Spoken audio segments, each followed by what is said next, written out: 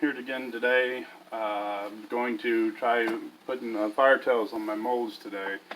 I'll be using cut baits, just regular baits that I've used before. It's pumpkin seed, and I'll be using fresh plastisol for the red. We're going with red. It's a plastic coloring for fresh plastisol, or with your cut up plastisol. Thing about dyes are you can always add more, but you can't take it away once it's in there. So this is a close-up of the plastisol itself. I've already started heating it, so it's already gotten to its clear state. It started out as a milky, but once it starts raising its temperature, it comes to a clear state, and that's when you want to add your coloring. That way you can see the color that you're ending up with. But you just want to add a couple drops, 2, 3, or 4. I've never used this color before. I just got it in today, and so we want to start stirring it up. You can see it immediately turning red. I was looking for a real nice blood red. That looks really good there. But you want to stir it up to get it all the way to the bottom. You can see it's still jelly. It's not totally liquid. I've preheated this so it didn't take so long to film it, so you didn't have to sit through the microwave heating up. So we're going to get this up to about 360 degrees, and it'll release its air bubbles as it's doing so. You want to bring it up in 30 seconds to a minute increments. Oh, always put your cap back on, because that stuff stains everything it touches. But this is the mold that on my last video I painted with the high temperature black paint, same kind of paint used on your barbecue grills and muffler systems, anything that needs paint that has to stand up to high temperature. And I'm going to go with the stone mold. It's the kicker craw. It's just a stone one. These are from the Ukraine. If you drop them, they break and they're trash, so never drop those. But we want to bring this temperature up to about 340 to 360 degrees, and while we're pouring that, we'll clamp these up. While we're pouring that, we will start to heat up the green pumpkin. So let's get these molds clamped up and get started. And now you can see it. It's really liquidy. It's lost its all gel look to it. And stir between each time you come out of the microwave. And that way you get the plastisol mixed up really well. And then want to temperature gauge it.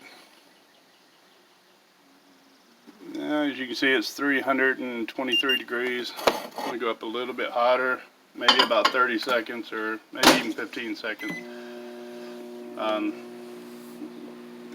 We can go ahead and clamp these up while we're waiting. Once again, we use a blank mold beside it so this one doesn't trip whenever I pour it.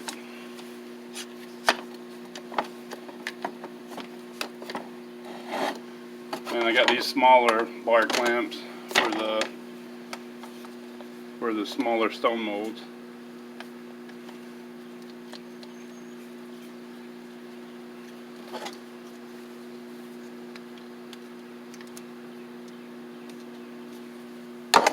So our molds are all set up and ready to go. It's two pours. This first pour, it's going to be solid. The whole bait's going to be the deep red.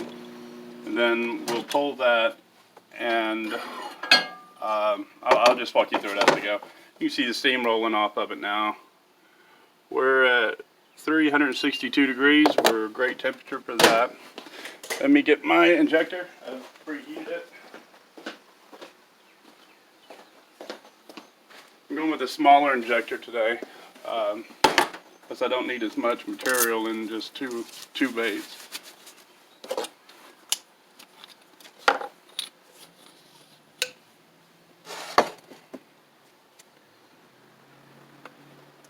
Pouring it in real slow.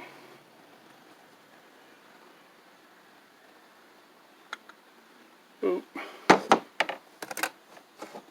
a little bit too much in it. Put a little bit off.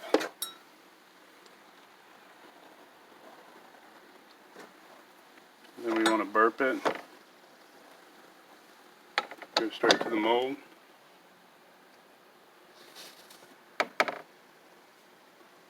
Top it off. We're going to the second mold.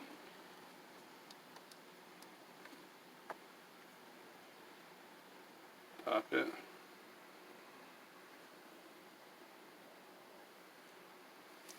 And then pour the rest back in.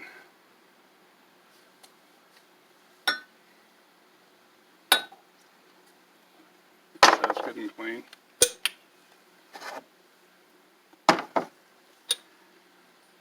Now we're waiting on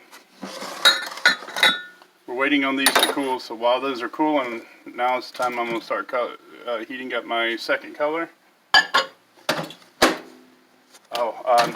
Before I forget, you always want to put heat stabilizer in it. It's going to keep your plastics from burning. Always put about a half cap or so.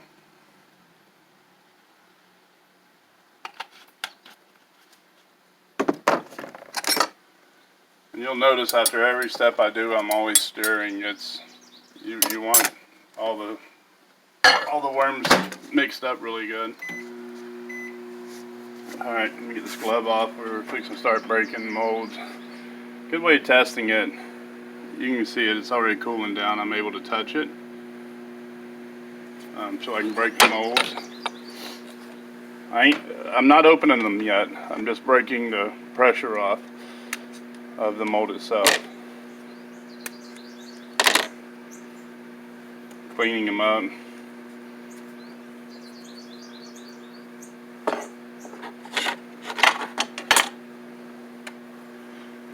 Alright, I think this is just about ready.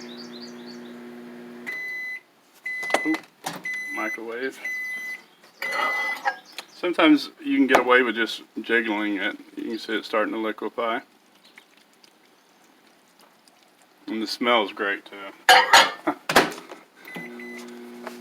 We're going to heat that up. A minute each time on there. I think the aluminum one is, I still see it moving. But it's like 2 minutes or so, something like that to heat up. You can see the vacuuming sucking out the cooler outside area into the mold. The plastic itself is still good and hot over here. It's still liquid. See if I can get it to break open. I want to be real careful with the stone ones because it has the kicker legs on it. You don't want to rip those off.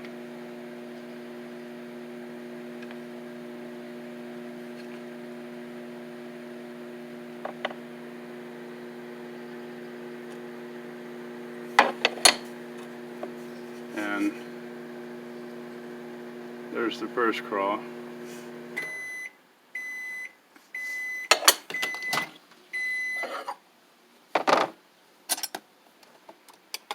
Now it's starting to liquefy. Still chunky. Oops, sorry about that. Next part to doing the firetails is I want to cut it here. And this here is going to be melted back down. Then I want to make sure this sits back down into the mold. It's a pain sometimes. I can get it to go down in there.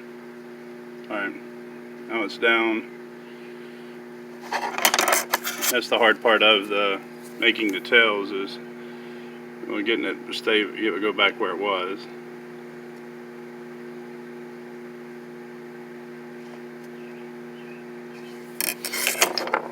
I'm going to try to close it back up. So now the tail is the only thing remaining in here. I'll clamp it back down. Continuing to watch our heat on the green. That's looking really good. Really nice and liquidy. So this doesn't have to reach 360 again. When you're using older baits, as long as it's liquid, you can pour it because it's done reached its critical temperature.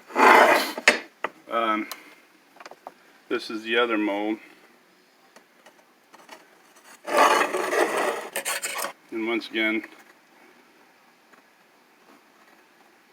I'm going to clip it here.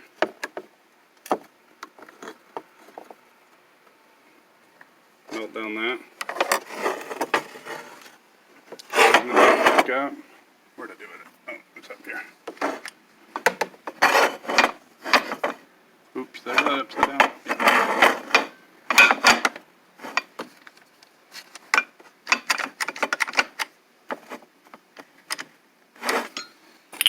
Then put my glove back on.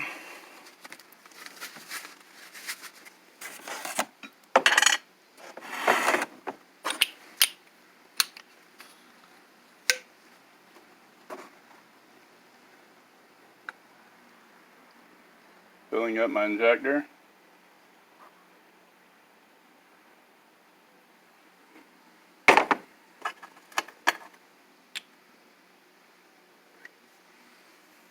Burp it.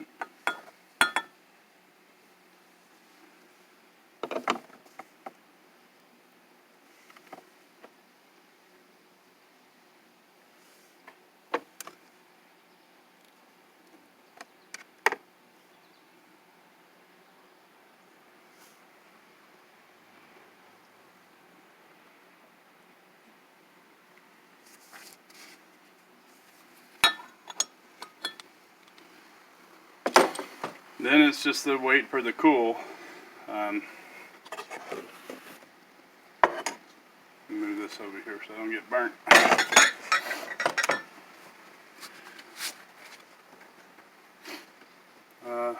Yeah, it's still boiling hot.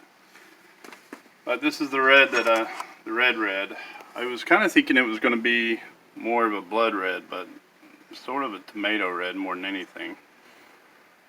I might have to add some brown to it to kind of give it a maroon look. Or there's another color called beef blood red. I might end up changing that. This was the only red that I had before, and it's just way too bright. I haven't used any glitter in these. As you can see down on the top, this is a green pumpkin that I poured about last week or the week before, and I'd already added the glitter to it. The red doesn't have glitter in it. Like I said, this is the first time I'm doing the Firetail on them, and hopefully they turn out alright.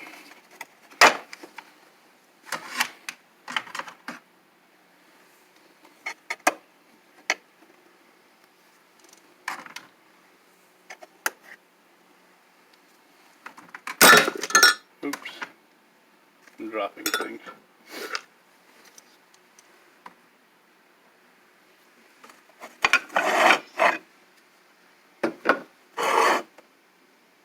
I don't know if you can see that, but I'm barely pushing, and you can see the liquid going up and down. You know it hasn't set up when it's doing that. Same with that one. But now's a good time to just clean up, get everything back for your next pour. I'm hoping to do the dual injector. My next video I'll probably end up doing the dual injector. It's a little more complicated, the setup, but it's still the same thing. You need to bring two plastisols up to temperature at the same time, and without two microwaves, it's kind of one end, then this one, and then that one end, and this one end, and then finally you get to the temperature that you want. So it's a lot more intensive where you're paying attention to the heat. So you can't just let it sit for any length of time. I'm thinking I'm going to open this one first, see how it turned out. Just want to ease it open.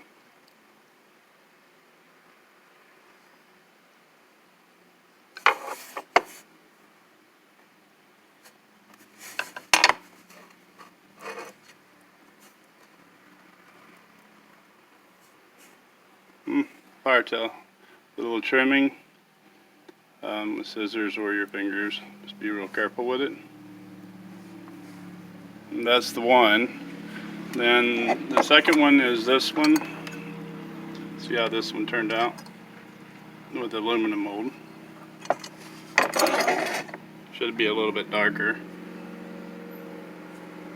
The black paint is from the mold itself. It'll eventually wear off. So clean it up and it's ready to go. But you can see the Firetail, it's molded back together. It's melted itself together. It's a very strong bait. But yeah, that's how I'm doing the Firetails. I'll get back with you guys when I start doing the dual injecting, and hopefully that turns out well like this one did. But y'all have a nice day, and I'll see you next time.